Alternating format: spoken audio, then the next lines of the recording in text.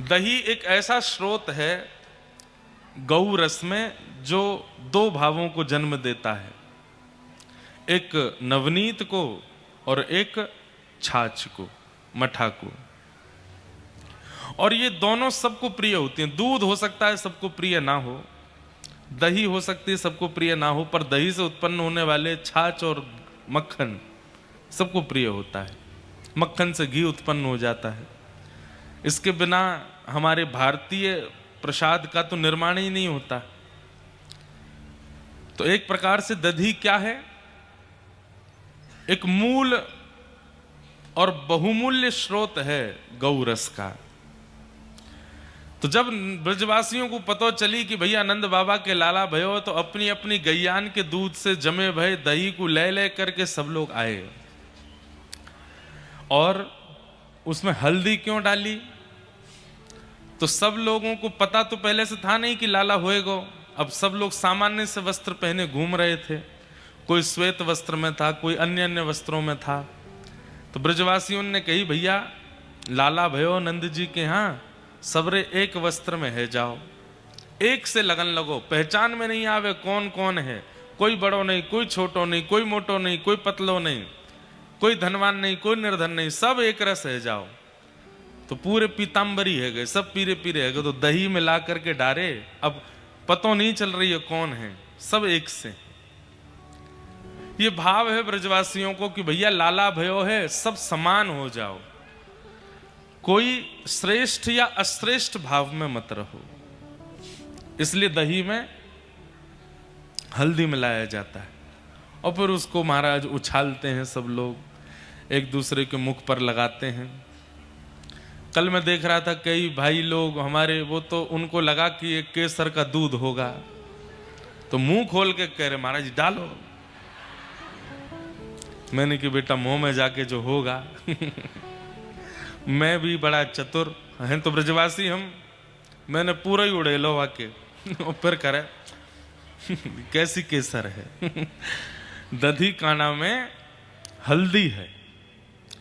अच्छा एक और बात, केसर का रंग उतर जाएगा पर हल्दी का रंग समय तक नहीं उतरता।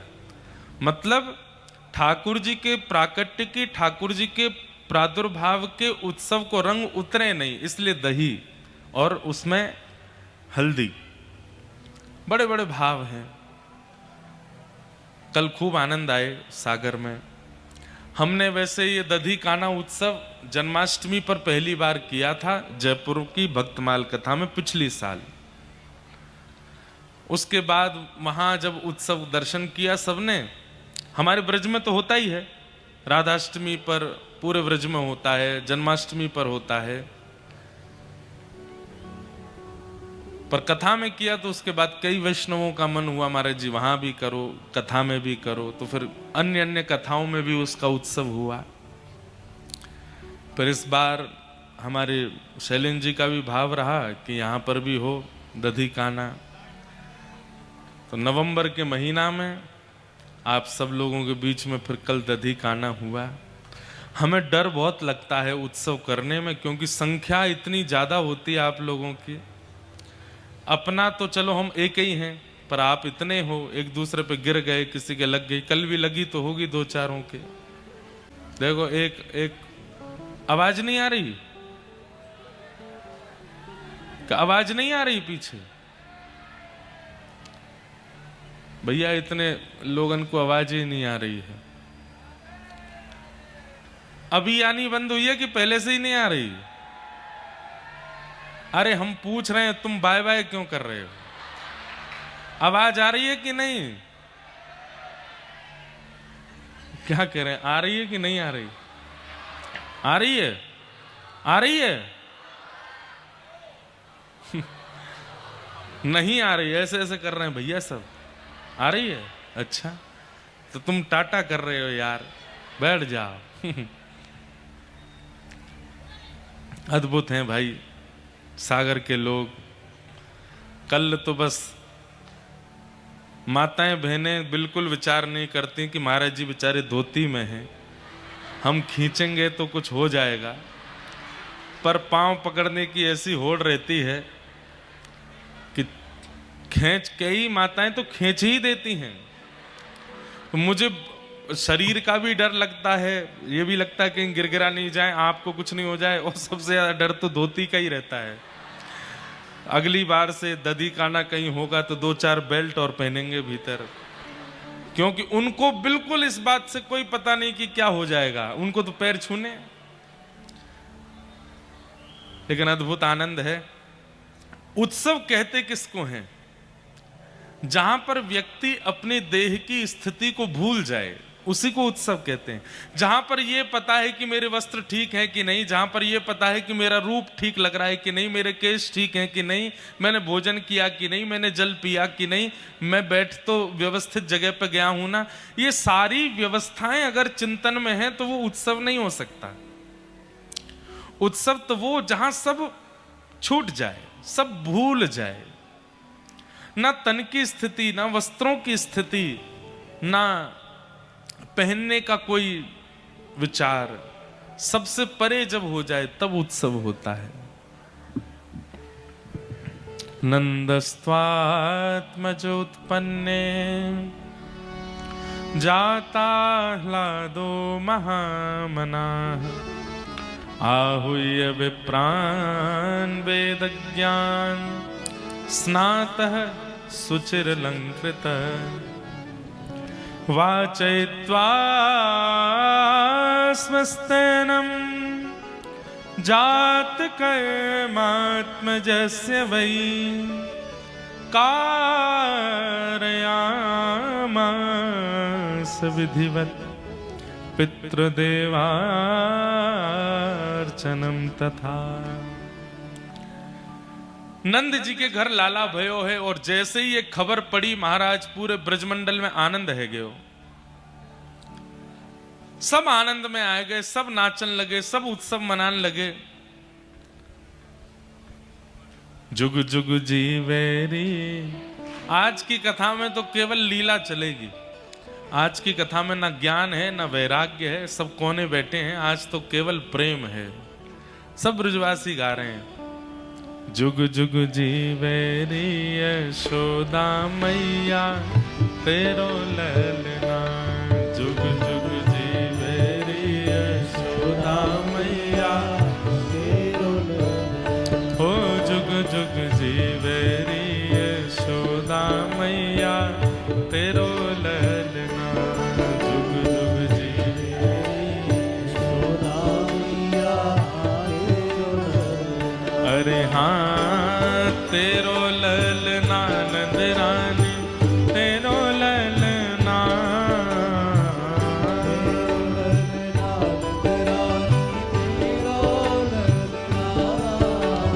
तेरो ललना महारानी तेरो ललना।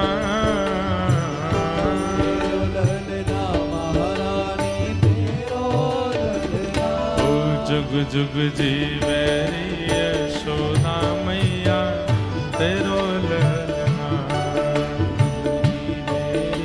यशोदा मैया तेरो ललना। ओ बड़े भागते यशोदा मैया ऐसो सुत तिन जायो। बड़े भागते यशोदा मैया ऐसो सुत तिन जायो। हाँ बड़े भागते यशोदा मैया ऐसो सुत तिन जायो।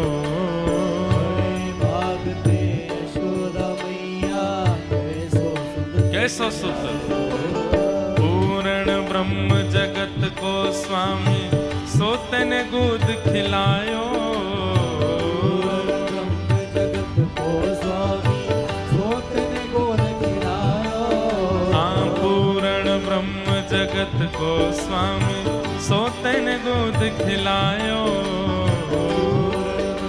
जगत को स्वामी सो तिन गोद खिलायो। अरे आकू मगवा दे झूलन वा तेरो ललना। मगवा दे झूलन वा तेरो ललना। अरे आकू मगवा दे झूलन वा तेरो ललना। मगवा दे झूलन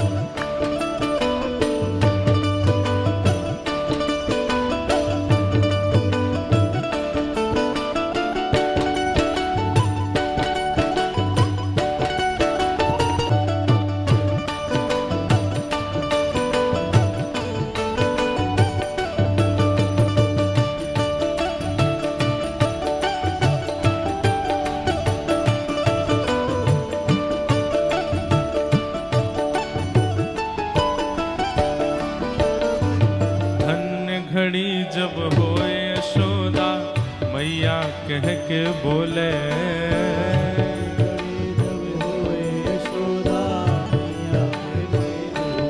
हे धन्य घड़ी जब होए यशोदा मैया कह के बोले,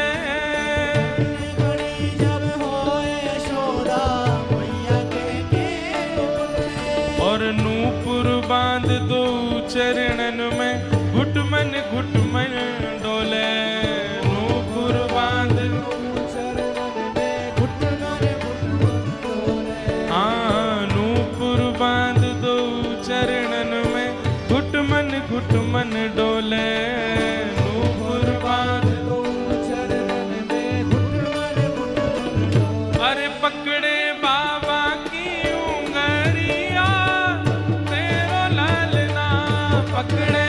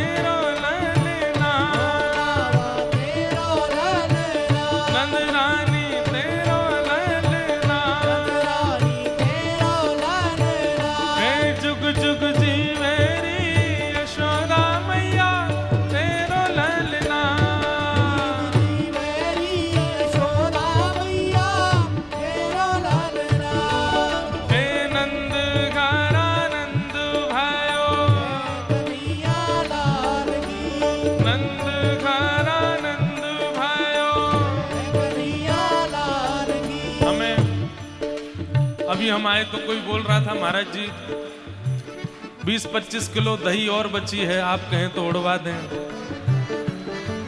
हमने कही हम पे मत डालना, हम तो वैसे बीमार हैं। कई लोग अभी से 2-4 तो निकल लिए बाहर।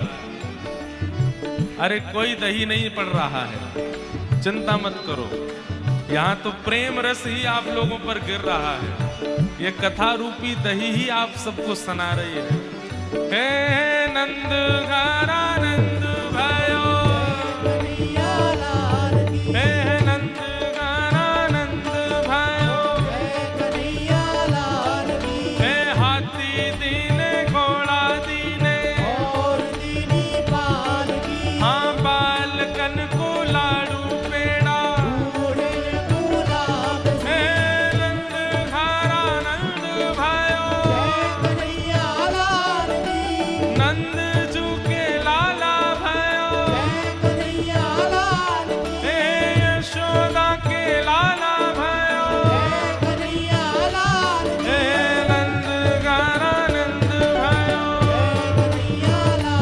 हे नंद घरा नंद भयो, हे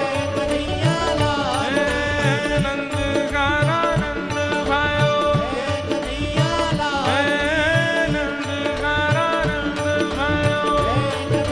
जय जय श्री राम, जय जय श्री राम, जय जय श्री राम।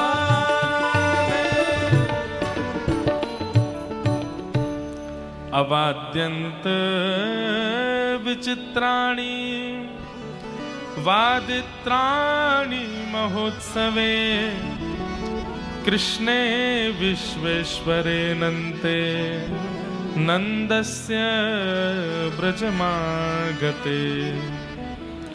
गोपाः परस्परं दृष्ट्या ददिच्छीरघृताम्बुभिः आसिञ्चन्तो विलम्पन्तो नवनीतैश्च।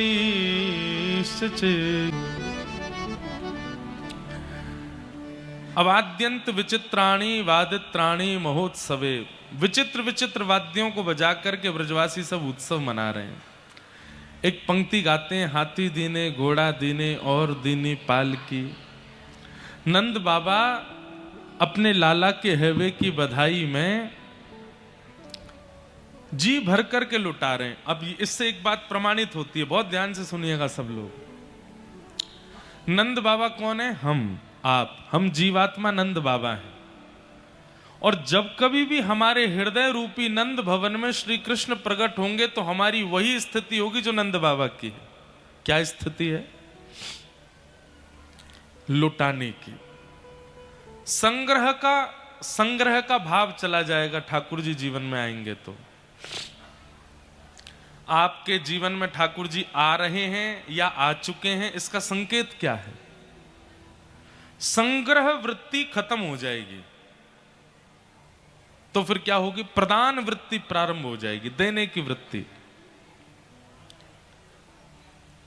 अगर आज भी आपके मन में यह भाव आता है कि जितना हो सके संग्रह कर लिया जाए, इकट्ठा कर लिया जाए, इसको एकाग्रत कर लिया जाए, तो समझिए अभी ठाकुर जी कोसों दूर हैं आपसे। लेकिन कभी ऐसा मन हो जाए, विक्रय करने का मन हो, देने का मन हो, और हम तो कहते हैं लुटाने का मन हो। अब इसमें एक बात सोचिएगा, अपनी इच्छाओं की पूर्ति के लिए जो लोग लुटाते हैं अपने ही ऊपर, उनके लिए बात नहीं हो रही है यहां पर। या अपनों की वृद्धि के लिए जो लुटाते हैं वो नहीं, अपरिचितों के लिए भी सेवा में लुटा रहे हैं, किसी की असहाय की भी सहायता कर रहे हैं। पता चलता है कि अपने पास भी इतना नहीं है लेकिन फिर भी दूसरों की सेवा में व्यय कर रहे हैं। ऐसी स्थिति चित्त में आ जाए और देने में संकोच नहीं होता, देने में कष्ट नहीं होता, देने में कोई चिंता नहीं होती, देने में आनंद आने लगे, तब समझो ठाकुर जी आ गए। या तो आ गए या आ रहे हैं, रास्ते में हैं। ठाकुर जी आएंगे तो संग्रह का मन नहीं करेगा। ठाकुर जी जीवन में आएंगे तो दूसरा लक्षण क्या है? सबके प्रति प्रीत, सबसों नेह। जिसको देखोगे उसमें गुण दिख जाएगा, किसी में दोष नहीं दिखेगा। हमारे हरिराम व्यास जी, जिनकी हम चर्चा परसों सुन रहे थे कथा में, इतना सुंदर वर्णन करते हैं उनकी लीला में कि हरिराम व्यास जी हर व्यक्ति को ठाकुर जी के गुण से देखते थे। अगर कोई क्रोधी है तो हरिराम व्यास जी कहते जय हो परशुराम जी आ गए, प्रणाम करो। अगर कोई हाइट में छोटा है, कई लोगों की हाइट ज्यादा बढ़ नहीं पाती, 3, साढ़े 3, 4 फीट पे ही डी एंड हो जाते हैं, उनको देख करके लोग कहते हैं देखो नाटे रह गए, छोटे रह गए। लेकिन हरिराम व्यास जी जब छोटे लोगों को देखते तो कहते ओहो जय हो, बड़ी कृपा। बोले क्या हुआ? बामन भगवान आए हैं, छोटे से हैं।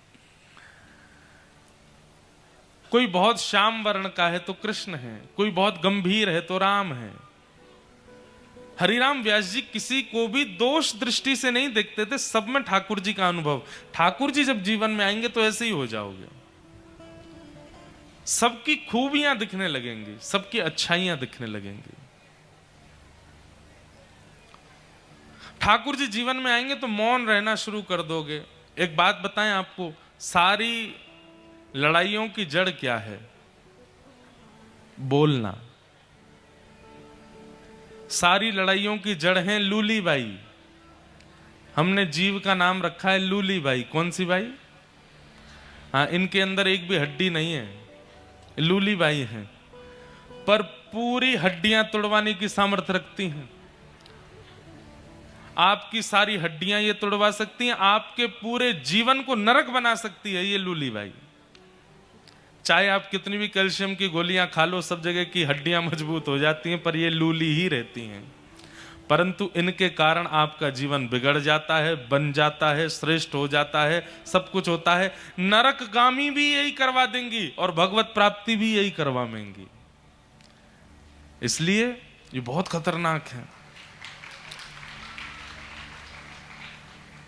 जब इनसे कुछ कहने की इच्छा कम हो जाए, मौन रहने का मन होने लगे। और मौन व्यक्ति दो स्थिति में होता है, या तो अत्यंत दुखी व्यक्ति मौन होता है, या फिर अत्यंत विवेकी व्यक्ति मौन होता है। जिसका ज्ञान पच जाता है ना, जैसे ज्ञान की भी अपच होती है कई लोगों को। ज्ञान की अपच कैसी होती है?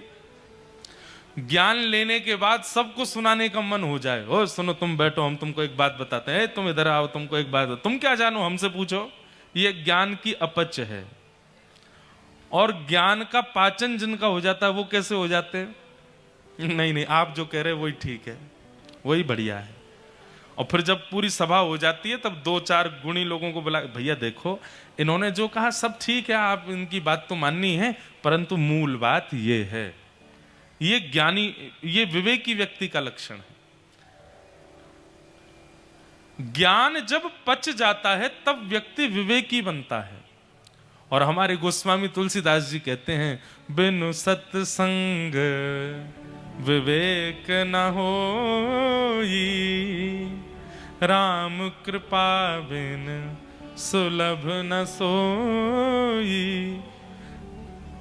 मेरे सागर के भैयाओं तुम्हारे हाथ जोड़ूं, ये एलईडी पे तुम चढ़ गए हो, किसी पे गिर गई तो भैया नीचे आ जाओ, ऐसे मत करो। बेचारे कई लोग तो एलईडी कोई व्यास जी समझ के कथा सुन रहे हैं, पता चली थोड़ी देर में व्यास जी कूद पड़े ऊपर से वहां करंट होगा, कोई तार वार लग जाएगा। ऊपर मत चढ़िए, सब लोग नीचे बैठ के कथा सुन लो, खड़े खड़े सुन लो बाहर। हाँ, खड़े रहने तो बस, एलईडी के ऊपर मत चढ़ो।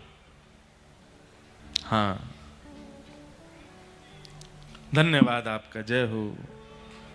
वाह भैया,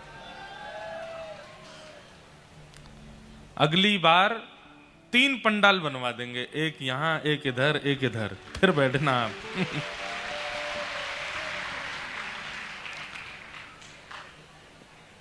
जबकि अब की बार तो पिछली बार से बड़ा बना है पंडाल, तब भी लोग बाहर ही बैठे हैं। इतनी संख्या में आप सब लोग हैं कि इधर उधर बैठना पड़ रहा है।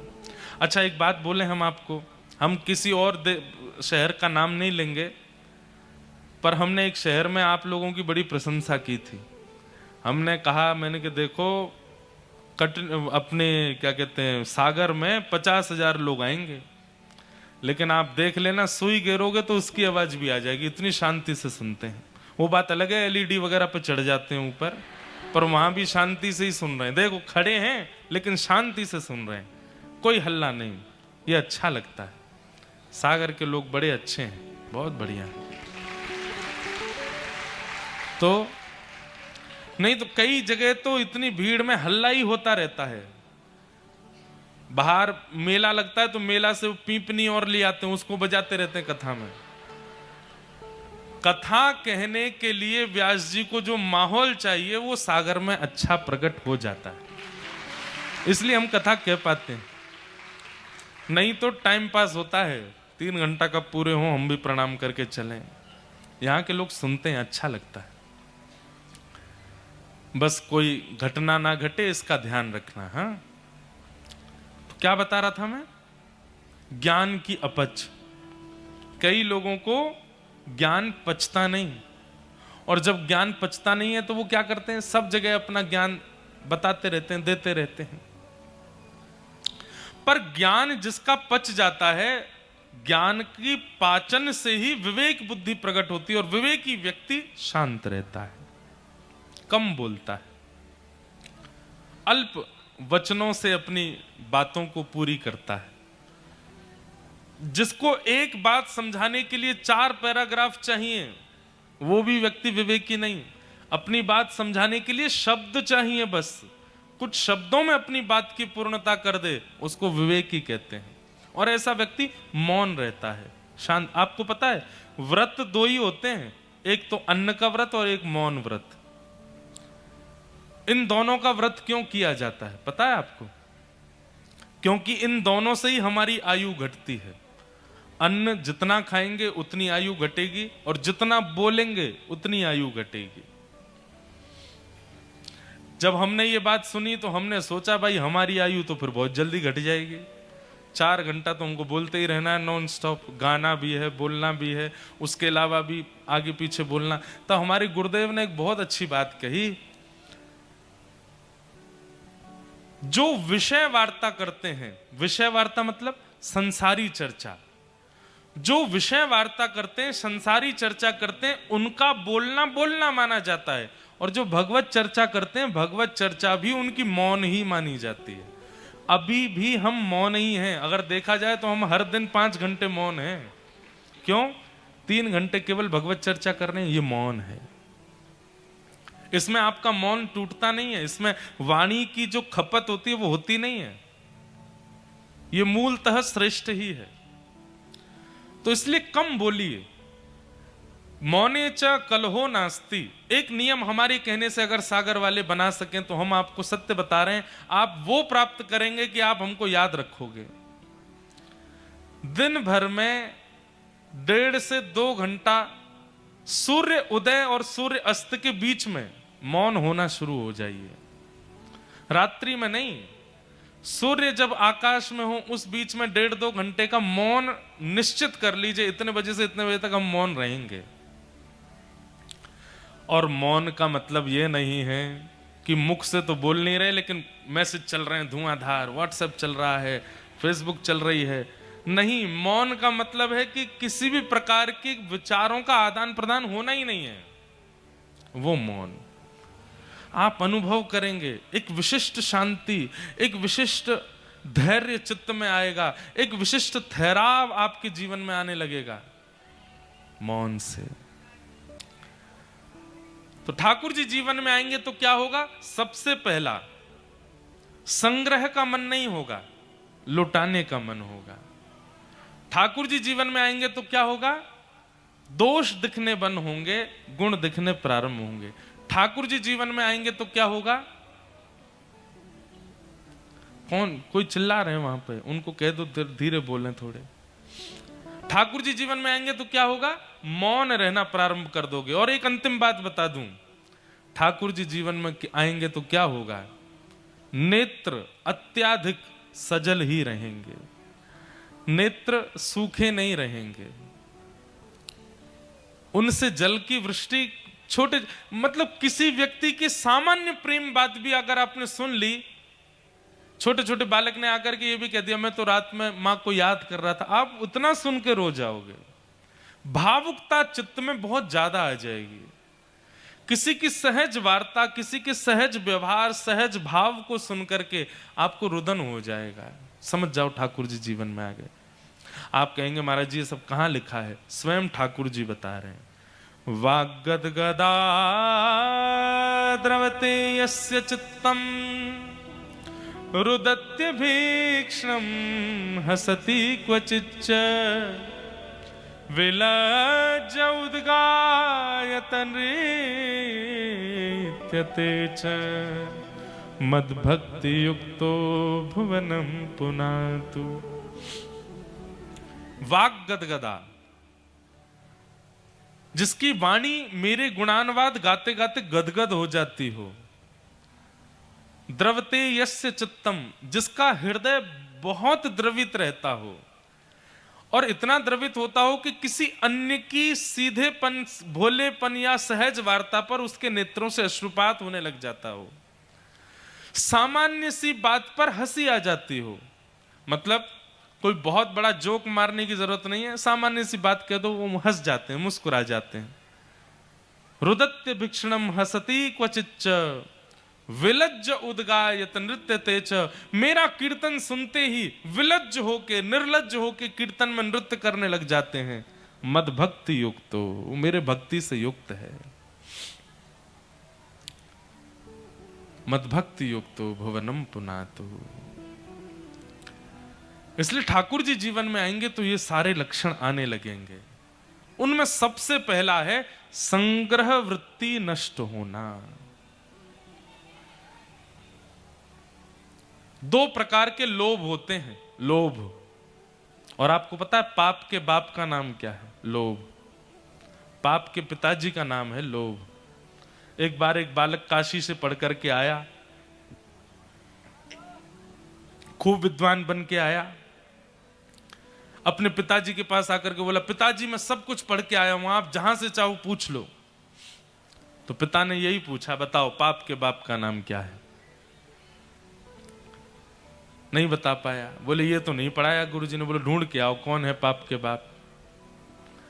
बालक ने कल पढ़ा ढूंढने के लिए, तभी 2-3 दिन निकल गए, कहीं से उत्तर नहीं मिला पाप का बाप कौन। तभी एक घर के बाहर गौ माता खड़ी थी, तुलसी का पौधा लगा था। बालक ने सोचा किसी वैष्णव का घर है, 2-3 दिन हो गए कुछ खाया पिया नहीं, यहां पे कुछ पा लेता हूं। उस घर में जैसे ही प्रवेश किया, वो किसी वैष्णव का घर नहीं था, एक वैश्या का घर था। तो वैश्या ने जैसे ही बालक को देखा, ब्राह्मण बालक, त्रिपुंड लगाए, शिखा रखी है, धोती पहन करके, हाथों में वेद लगे हैं, तुरंत वैश्या आई जल का पात्र लेकर के, महाराज जलपान कीजिए। तो ब्राह्मण ने तुरंत जल लिया, पान किया, पान करके बोली, ये घर मुझे लगता है किसी वैष्णव का है, गोबर का चौका लगा है, बाहर गैया है, तुलसी का पौधा है, आप निश्चित ही कोई वैष्णव हैं। वैश्या बोली, वैष्णव का तो नहीं पता मैं हूं कि नहीं, पर मैं एक नगर वैश्या हूं। जैसे ही कहा नगर वैश्या, ब्राह्मण बालक तो तुरंत बाहर गया, वमन करने लगा, अपने पेट में हाथ लगाने लगा, पानी निकालने लगा बाहर। वैश्या बोली, क्या कर रहे हैं आप? बोले, पाप का बाप ढूंढने निकला था, वो तो मिला नहीं, तुम्हारे घर पर आके जल पी लिया, पाप और कर दिया मैंने। अरे तुम्हारे घर का पिएंगे हम, तुम्हारे हाथ का खाएंगे हम। जैसे ही सुना कि पाप के बाप को खोजने निकले थे, तो वैश्या ने मन में सोचा, ज्यादा दूर नहीं जाने दूंगी, यहीं मिलाती हूं। अब भगवान जल पी ही लिया है आपने, पाप तो हो ही गया आपसे, अब तो आपको जाना पड़ेगा, नदी स्नान करनी पड़ेगी, जनेऊ बदलनी पड़ेगी, पंचगव्य पान करना पड़ेगा, तभी आप शुद्ध होगे। ब्राह्मण बोले, और नहीं तो ये सब करना पड़ेगा तभी शुद्ध होऊंगा मैं। तो जब पाप हो ही गया है तो थोड़ा और कर लीजिए। बोले मतलब? बोले पानी पिया है, प्रसाद भी पा लीजिए मेरे घर का, एक साथ कर लीजिएगा प्रायश्चित उसका। आजकल का व्यक्ति होता तो कर भी लेता, वो आजकल के लोग ऐसे ही विचार करते हैं, हमको करना तो है ही, गंगा जी नहाना तो है, ये पाप और कर चलो। हरिद्वार तो जा ही रहे हैं, तो क्यों ना किसी के संग छल और कर लो, कल तो डुबकी लगानी ही है। इतनी विचारधारा वाले लोग भी होते हैं संसार में। ब्राह्मण बालक तो लाल वर्ण का हो गया उसका चेहरा, तुम कह कैसे सकती हो मुझसे, मैं तुम्हारे घर का भोजन करूंगा। वैश्या बोली, कितने दिन हो गए आपको घर से निकले? बोले 3 दिन हो गए। कुछ पाया? बोले नहीं पाया। अब पाप का बाप पता नहीं कल मिले, परसों मिले, कब मिलेगा, कब तक भूखे रहोगे आप, कुछ पा लीजिए। मैं कहीं और पालूंगा, तेरे घर का नहीं पाऊंगा। इतने दिन से आप अकेले घूम रहे हैं, आपके पास धन भी नहीं होगा, मेरे घर अगर आप प्रसाद पाएंगे तो मैं दक्षिणा में 5 सोने की मोहर आपको प्रदान करूंगी, और फिर बाद में प्रायश्चित तो आप कर ही लोगे, कम से कम 4-5 दिन के लिए कुछ हो तो जाएगा आप पे व्यवस्था। 5 सोने की मोहर। बालक ने कहा, 5 सोने की मोहर ठीक है, मैं पा तो लूंगा, लेकिन मैं अपने हाथ से बनाऊंगा, तुम्हारे हाथ से बना हुआ नहीं पाऊंगा। हाँ ठीक है, मैं सीधा सामान दे देती हूं, आप बना लेना। आटा दाल चावल सब रख दिया, गोबर का चौका लगा दिया, बोले आप बना लीजिए। बालक, ब्राह्मण बालक जैसे ही बैठा बनाने के लिए, वैश्या आई, आकर के बोली, मुझे बहुत कष्ट हो रहा है, मैं देख नहीं पा रही हूं, आप मेरे सामने बैठ के अपने हाथ से बना रहे हैं, मैं 5 की जगह 10 सोने की मोहर दक्षिणा में दे दूंगी, मुझे बनाने दीजिए ना, ये अवसर मुझे कब मिलेगा? ठीक है तुम बना लो, लेकिन गंगा जल में बनाना। ठीक है, प्रसाद बनाया, बना करके थाली में परोस दिया। ब्राह्मण जैसे ही पाने के लिए बैठे, वैश्या ने कहा, आपकी आज्ञा हो तो एक कवल में अपने हाथ से तोड़ के खिलाऊं आपको, अपने हाथ से। अब मुझ पर तो भूले भटके ही कृपा होगी आपकी, जानबूझ के तो आप मेरे घर आओगे नहीं। अब आ ही गए हो तो इतना भी मुझे सौभाग्य दे दो, एक ब्राह्मण को मैं अपने हाथ से खिलाऊं। ब्राह्मण बालक बोला, तुम कैसे सोच सकती हो, तुम्हारे हाथ से कैसे पाऊंगा मैं? अब मेरे घर का पानी नहीं पी सकते, भोजन नहीं कर सकते, मेरे हाथ का बना नहीं खा सकते, ये सब तो हो ही गया, तो मेरे हाथ से भी खा लो। ब्राह्मण बोले, बिल्कुल नहीं, 15 सोने की मोहर दूंगी दक्षिणा में, मेरे हाथ से पालो। ठीक है, एक कवल खिलाना, फिर बाद में मैं अपने आप खाऊंगा। बोला, हाँ ठीक है। एक कवल जैसे उठा के दिया, वैश्या ने कवल मुख में दे करके और एक हाथ घुमा करके दिया गाल पर, ताम्रवर्ण हो गया। क्या करती हो? बोले, पाप के बाप से मिलवा रही हूं आपको। पाप का बाप कैसे? आप मेरे घर का पानी पीते हैं? नहीं पीते। क्यों पिया? बोले, वो तो मैंने अनजाने में पिया। अनजाने में पिया तो फिर मेरे घर का भोजन क्यों किया? बोले, वो तुम्हारी बड़ी श्रद्धा थी। बोले, झूठ मत बोलिए, सोने की मोहर के कारण आपने किया। 5 सोने की मोहर के कारण मेरे घर का भोजन स्वीकार कर लिया, 10 सोने की मोहर के कारण मेरे हाथ का बना स्वीकार कर लिया, और 15 सोने की मोहर पर आप मेरे हाथ से खाने तक को राजी हो गए। अपने पिताजी को जाके बता दीजिए, पाप के बाप का नाम है लोभ। एक लोभ आपसे क्या क्या करवा देता है, ये आप खुद विचार करो। एक लोभ, सत्य बता रहे हैं बंधुओं हम आपको, लोभ के वशीभूत, लोभ के फलस्वरूप ही व्यक्ति जब अपना जीवन जीने लग जाता है, उस व्यक्ति से पाप बनेगा ही बनेगा। आप सागर क्यों जा रहे हैं? अगर कोई लोभ है उसके पीछे, आप पाप भी करोगे। सागर क्यों जा रहे हैं? बोले, कथा सुननी है और कोई लोभ नहीं है, कथा सुनानी है और कोई लोभ नहीं है, वार्ता करनी है और कोई लोभ नहीं है। लोभ विहीन होकर के जब क्रिया करोगे, पाप से भी बचोगे। लेकिन आपकी क्रिया के पीछे एक लोभ है। आपने विवाह भी लोभ के चक्कर में किया, आपने मित्रता भी लोभ के चक्कर में की, किसी के साथ संबंध भी लोभ के चक्कर में बनाया।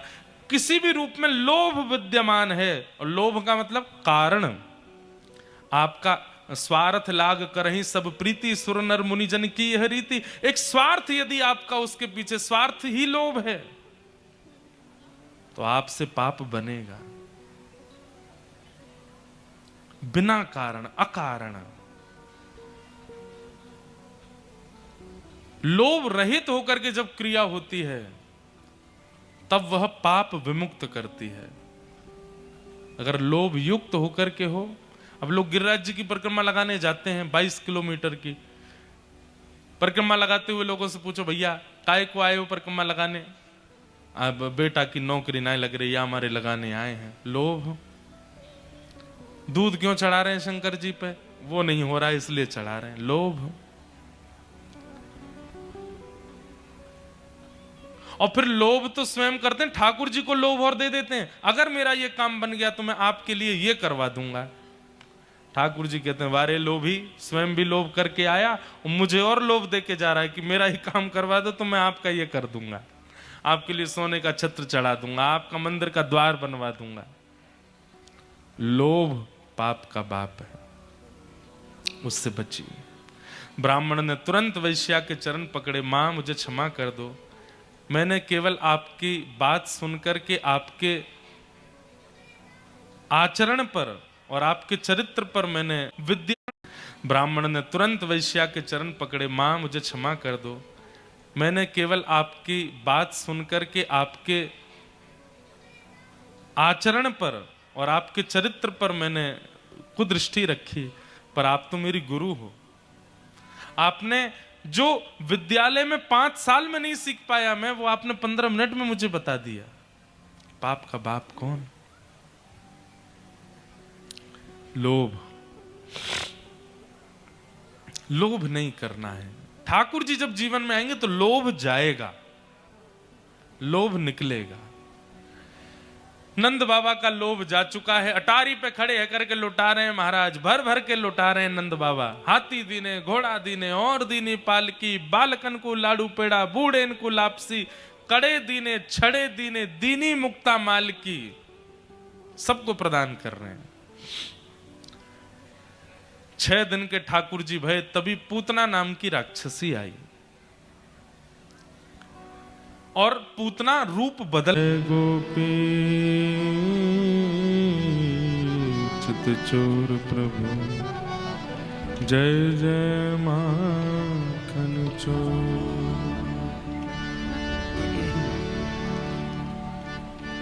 जय जय राधे कृष्ण, राधे कृष्ण, राधे गोविंद।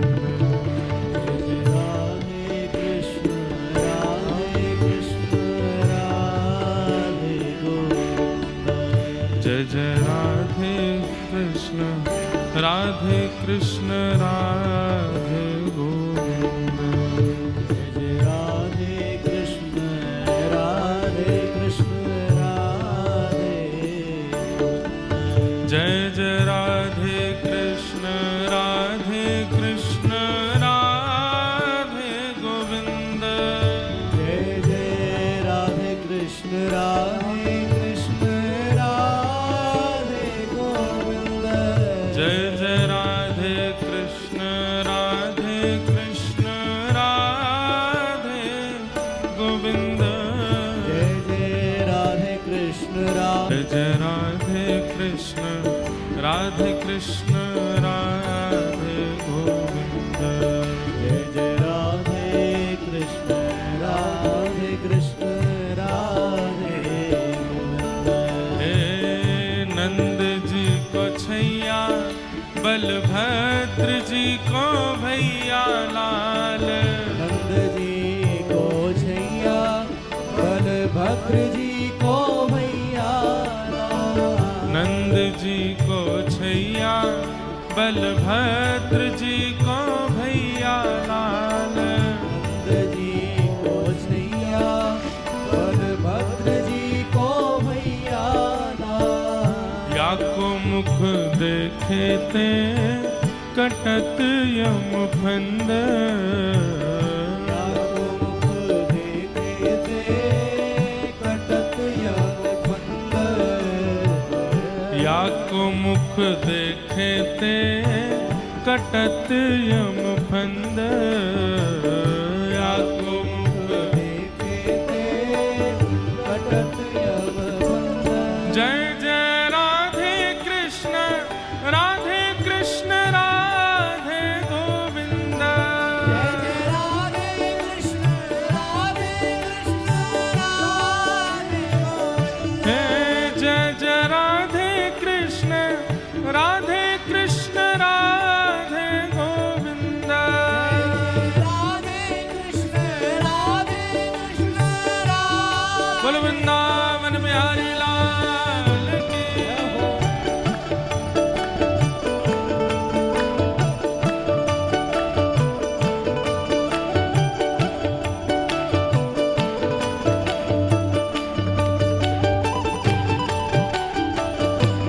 करताल बजा के गाओ भाव से।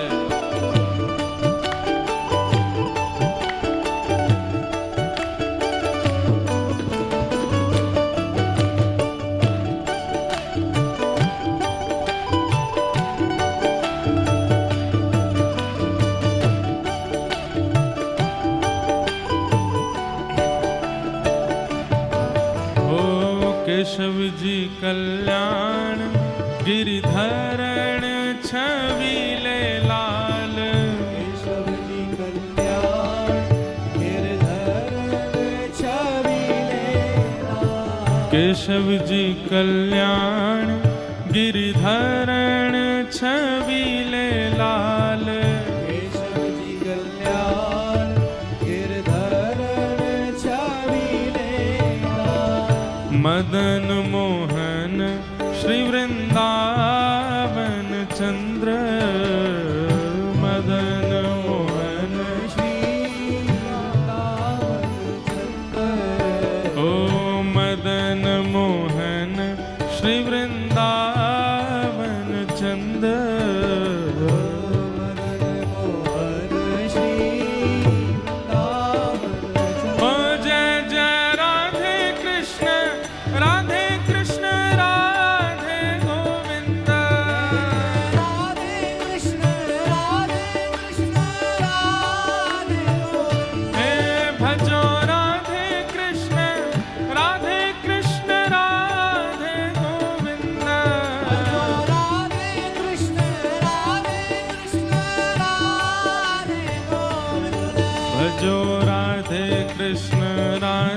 कृष्ण राधे गोविंद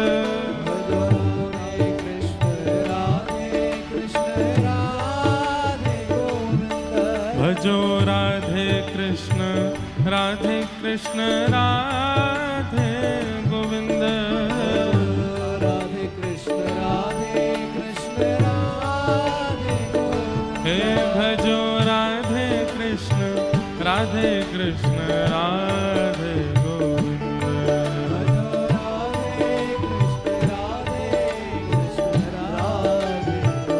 हे भजो राधे कृष्ण राधे कृष्ण राधे गोविंद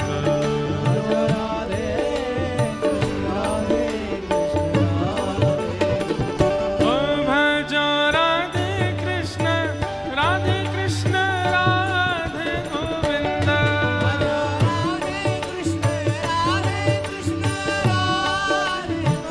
हे भजो राधे कृष्ण राधे कृष्ण राधे गोविंद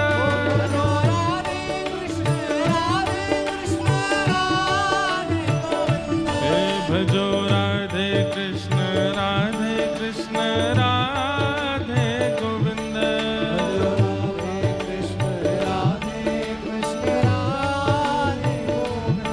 भजो राधे कृष्ण राधे कृष्ण राधे गोविंद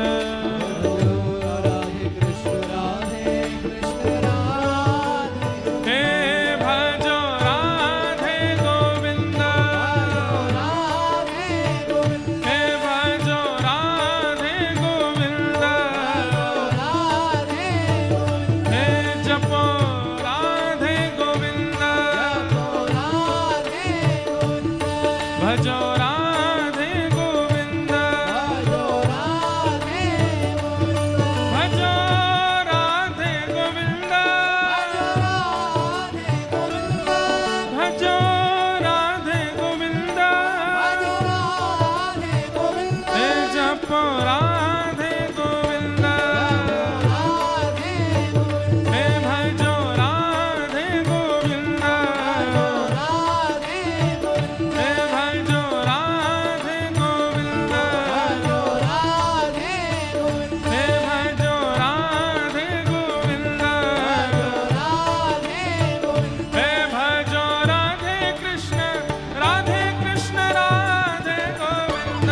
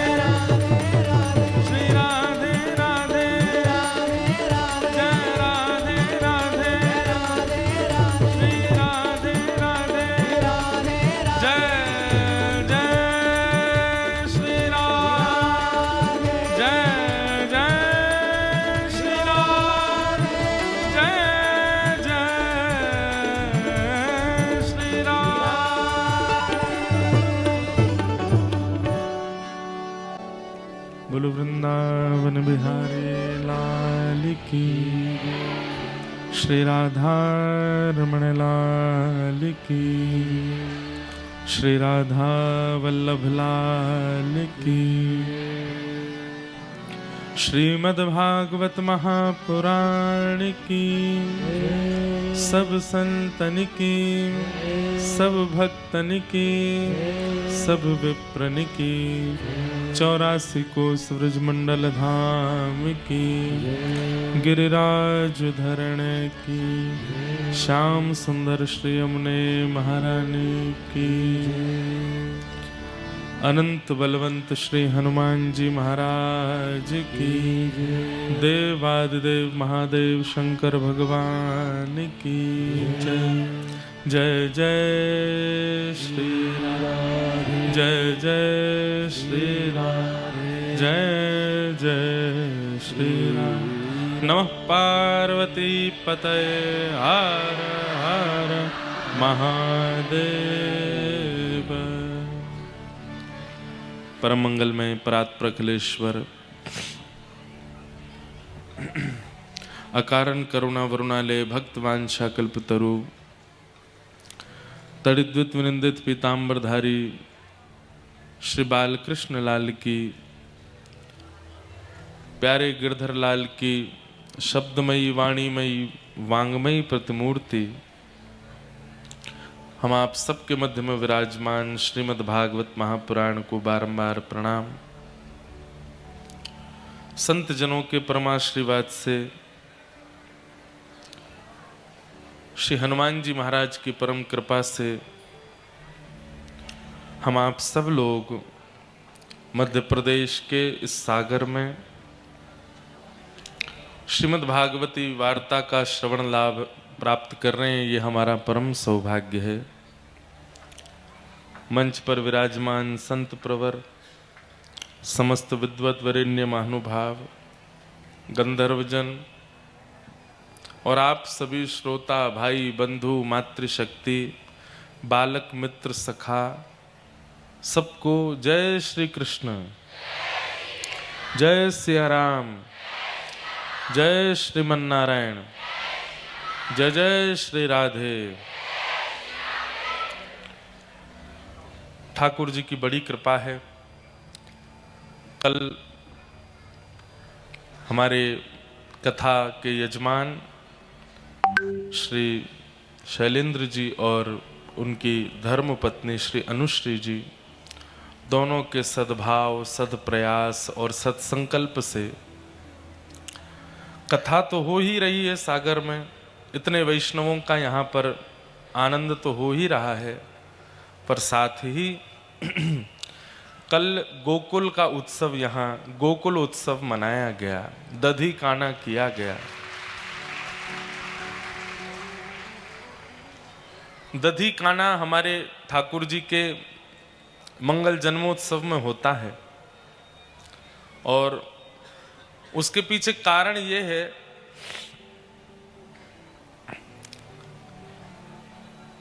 कि जब नंदोत्सव मनाया गया पूरे ब्रजमंडल में, तो जब उत्सव मनाते हैं तो बहुमूल्य वस्तु को प्रस्तुत करते हैं। बहुत ध्यान से सुनिएगा, जब उत्सव मनाते हैं तो बहुमूल्य वस्तु को प्रस्तुत करते हैं। गौ रसों में दही जो है वो बहुत बहुमूल्य है। गौ के जितने भी रस हैं, प्रारंभिक रस तो दूध है, दूध को जमाओ तो वही दही बनता है, और फिर दही से ही